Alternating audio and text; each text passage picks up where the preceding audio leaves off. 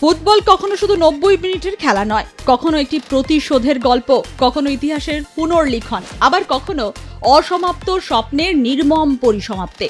বিশ্বকাপের মঞ্চে এমন অনেক ম্যাচ আসে যেখানে স্কোর লাইন শুধু দুটি সংখ্যার হিসেব রাখে, কিন্তু মাঠের ঘাসে ছড়িয়ে থাকে আবেগ, অপেক্ষা, ব্যর্থতা ও গৌরবের অগণিত গল্প।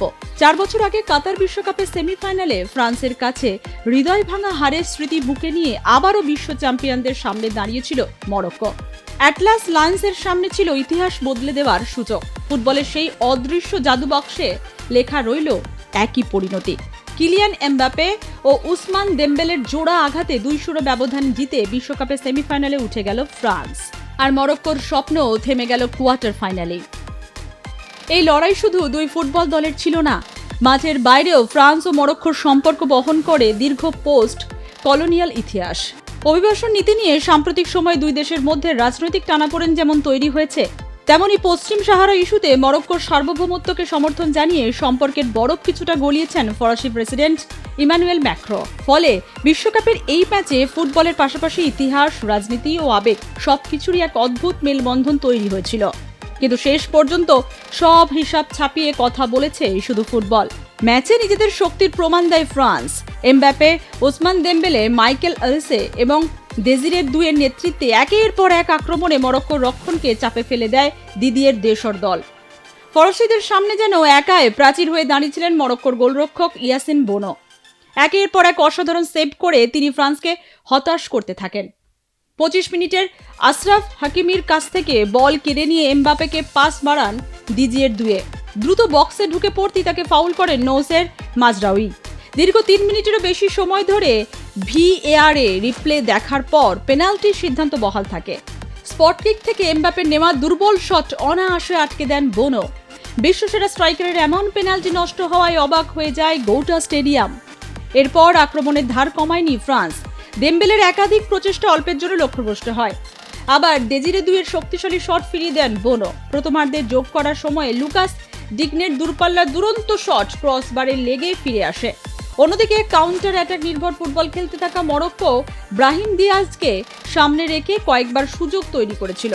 উইলিয়াম সালিবার নেতৃত্বে ফরাসি রক্ষণ ছিল দুর্ভেদ্য। প্রথমার্ধের শেষ দিকে আশরাফ হাকিমের ফ্রি কিকও লক্ষ্যভ্রষ্ট হয়। বলের দখলে 63% আধিপত্য থাকা সত্ত্বেও গোলশূন্য অবস্থায় বিরতিতে যায় দুই দল।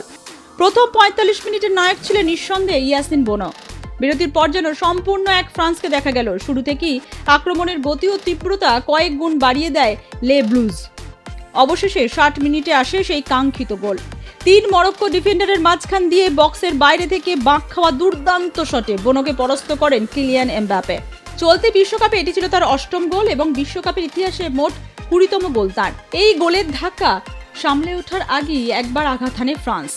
66 মিনিটে মাইকেল অলিসের নিখুঁত পাস থেকে এমবাপের ওয়ান টাচ সেটআপ কাজে লাগিয়ে ডান দিক দিয়ে বক্সে ঢুকে নিচু শটে ব্যবধান দ্বিগুণ করেন উসমান দেমবেলে। এই বিশ্বকাপে এটি ছিল তার 5ম গোল। 2 গোলে পিছিয়ে পড়েও হাল ছাড়েনি মরক্কো। আশরাফ হাকিমি, আজদিন উনাহি, এল আইনাউরা বারবার আক্রমণে ওঠার চেষ্টা করেন। শেষ পর্যন্ত গোলের দেখা মেলেনি। ফ্রান্সের রক্ষণ ছিল অত্যন্ত সংগঠিত, আত্মবিশ্বাসী। 77 মিনিটে গোড়ালিতে সামান্য চোট পাওয়ায় এমবাপেকে তুলে নেন কোচ দিদিয়ের দেশো। সেমিফাইনালের আগে কোনো ঝুঁকি নিতে চাননি তিনি। পরে এমবাপে নিজেই জানান চোট গুরুতর নয় এবং তিনি ভালো আছেন। ম্যাচ শেষে হাসি মুখে দর্শকদের শুভেচ্ছা গ্রহণ করেন ফরাসি তারকা। ম্যাচ জিতল এমবাপের পেনাল্টি মিস নিয়ে সন্তুষ্ট নন দেশো। ম্যাচ শেষে তিনি বলেন দীর্ঘ সময় VAR রিভিউ চালায় এমবাপের ছন্দে প্রভাব পড়েছিল, যদিও সেটাকে অজুহাত হিসেবে দেখাতে চাননি ফরাসি কোচ। অন্যদিকে এমবাপে জানিয়েছেন একটি পেনাল্টি মিস নিয়ে পরে থাকার কোনো মানে নেই, দলের জয়ই তার কাছে সবচেয়ে গুরুত্বপূর্ণ।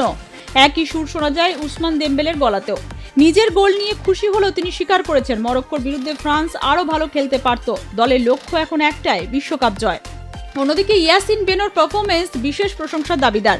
স্কোর লাইন 2-0 হলেও তার অসাধারণ গোলকিপিং না থাকলে ব্যবধান আরও বড় হতে পারত। মরক্কোর ফুটবলারদের চোখে মুখে ছিল হতাশা, কিন্তু সেই হতাশার মধ্যেও ছিল লড়াই করে হারার গর্ব। এবার সেমিফাইনালে ফ্রান্সের সম্ভাব্য প্রতিপক্ষ স্পেন। কোয়ার্টার ফাইনালে যেভাবে আধিপত্য বিস্তার করেছে ফরাসিরা, তাতে তাদের থামানো যে কোনো দলের কাছে কঠিন পরীক্ষা হতে চলেছে। অভিজ্ঞতা, গতি, আক্রমণ ভাগের ধার এবং বড় মঞ্চে চাপ সামলানোর ক্ষমতা সব দিক থেকেই তার শিরোপার অন্যতম দাবিদার। কি রে, তোর বেশ র্যাশ হয়েছে দেখছি। হ্যাঁ রে, কি করবো বলতো, র্যাশগুলো কিছুতেই কমছে না। অনেক কিছু ইউজ করলাম তবুও কমছে না। আমার মনে হয় তোকে কোনো একজন ভালো ডার্মাটোলজিস্টের কাছে দেখানো উচিত। তুই ঠিক বলেছিস, কিন্তু কোনো ভালো ডার্মাটোলজিস্ট থাকলে একটু সাজেস্ট কর না প্লিজ। এই তোর তো একবার র্যাশ হয়েছিল না? তুই কোথায় দেখিয়েছিলিস? তুই একবার গৌরীদেবী হসপিটালসে দেখাতে পারিস, ওখানে ভালো এক্সপিরিয়েন্স ডার্মাটোলজিস্ট আছে। আমারও সেম প্রবলেম হয়েছিল, এখন ওখানে ট্রিটমেন্ট নিয়ে আমি এখন ঠিক আছি।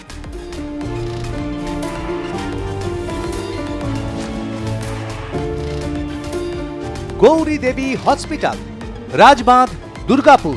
যোগাযোগ 8001003333, 8001113333।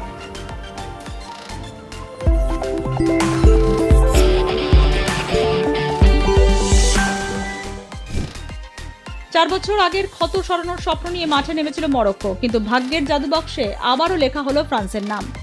আর সেই জয়ের আলোয় আরও এক ধাপ এগিয়ে গেল লে ব্লুজ। এখন তাদের চোখ একটায়, আর মাত্র 2টি জয়। তারপরই বিশ্বকাপের সোনালী ট্রফি ছোঁয়ার স্বপ্ন। সেই স্বপ্ন পূরণ হয় কিনা তার উত্তর লুকিয়ে রয়েছে বিশ্বকাপের পরবর্তী ম্যাচেই। ব্যুরো রিপোর্ট, আর+ নিউজ।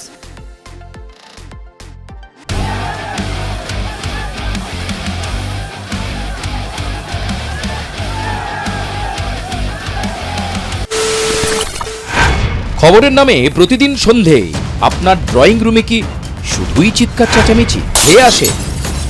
বিতর্কের নামে চলে গালাগালি আর কাদা ছোড়াছুড়ি। এবার সময় পরিবর্তনের, কারণ আমরা কান ফাটানো চিৎকারে বিশ্বাস করি না। আমরা বিশ্বাস করি খবরের সত্যতায়। আমরা কোনো পক্ষের হয়ে গলা ফাটাই না, আমরা সাধারণ মানুষের হয়ে প্রশ্ন তুলি। চিৎকার নয়, শুধু খবর হবে যেখানে বিতর্ক আছে কিন্তু কুৎসিত ঝগড়া নেই। সঠিক তথ্য, বিশ্বস্ত খবর। নজর রাখুন আর+ নিউজে।